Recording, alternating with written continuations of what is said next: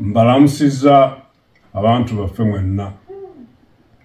Nze Ssaabasajja Kabaka nga nsinziira wano we twajja okuwummulako n'okujjanjabibwa nga tugendera ku magezi g'abasawo nga bwe gaatuweebwa. Tubadde tumaze akabanga nga tetubawulizaako, nga tugoberera ebiragiro by'abasawo ebyatujja ku mirimu egisinga obungi. Embeera y'obulamu bwaffe egenda etereera, era tusuubira okudda ku butaka mu biseera ebitali byawala nnyo.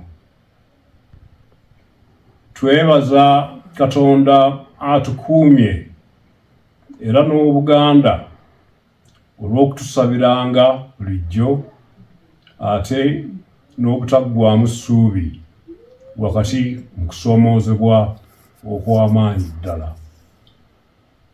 Twebaza Katikkiro, baminisita n'abaami ba Kabaka bonna olw'okusigala nga batambuza emirimu gy'Obwakabaka mu kiseera nga tetuli mu nsi.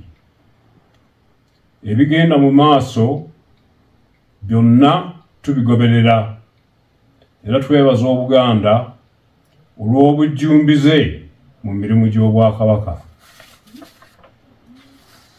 Twebaza abantu baffe abagoberedde empisa, obuwangwa, ennono n'obulombolombo mu kiseera kino ekizibu ddala. Nga bwe tutera okwogera bulijjo, amaanyi gaffe gali mu kwegatta. Tukubiriza abantu baffe okusigala nga bali bumu. Mukama abakuume.